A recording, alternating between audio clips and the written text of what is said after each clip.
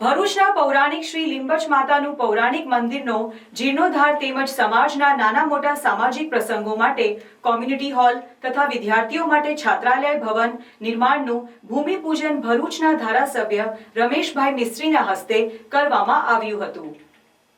ભરૂચના પૌરાણિક શ્રી લીંબચ માતાનું પૌરાણિક મંદિરનો જીર્ણોદ્ધાર તેમજ સમાજના નાના મોટા સામાજિક પ્રસંગો માટે કોમ્યુનિટી હોલ તથા વિદ્યાર્થીઓ માટે છાત્રાલય ભવન નિર્માણનું ભૂમિપૂજન ભરૂચના ધારાસભ્ય રમેશભાઈ મિસ્ત્રીના હસ્તે કરવામાં આવ્યું હતું।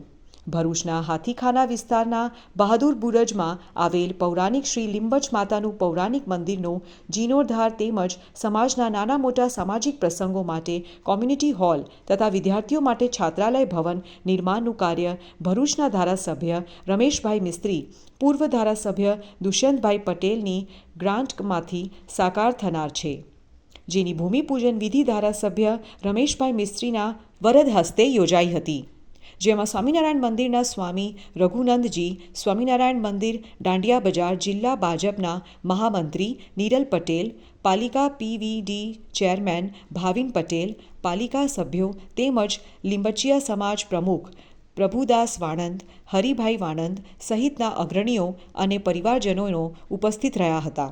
આ પ્રસંગે ધારાસભ્ય રમેશભાઈ મિસ્ત્રીએ દરેક સમાજના ઉત્થાન માટે કટિબદ્ધ હોવાનું જણાવી સહકાર માટે તમામને આગળ આવવા અનુરોધ કર્યો હતો।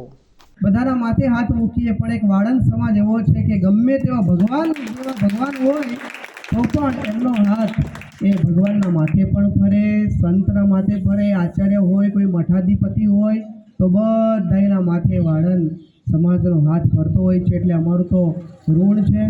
માટે સ્વામિનારાયણ મંદિર દાંડિયા બજાર ભરૂચ ખાતે જ્યારે આવું સરસ મજાનું કાર્ય થાય છે ત્યારે એક સાધુ તરીકે અમારા ધોતિયામાં આવેલી ભેટમાંથી આજે અમે અહીંયા 11,000નું દાન સમર્પિત કરીએ છીએ। આવું સરસ મજાનું મંદિર જ્યારે માતાજીનું થતું હોય અને સરસ વિદ્યાર્થીઓ માટે ભવન થતું હોય, આ એક હિન્દુ જાગૃતિ માટેનું કાર્ય છે।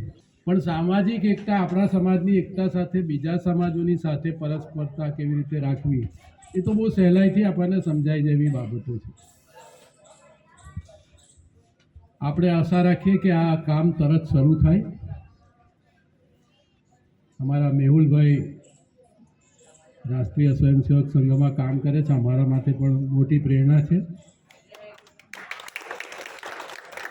અમને માર્ગદર્શન આપી શકે એ પ્રકારની કક્ષામાં એ કામ કરે છે અને મને લાગે છે કે આખા ભરૂચ જિલ્લાના બધા જ આગેવાન લોકો એમને પણ ઓળખે છે કે કામ એમના કારણે વધારે સરળ થવાનું આપણું, અને એમને પણ આ પ્રકારના બધા કામોમાં ખૂબ રસ હોય છે।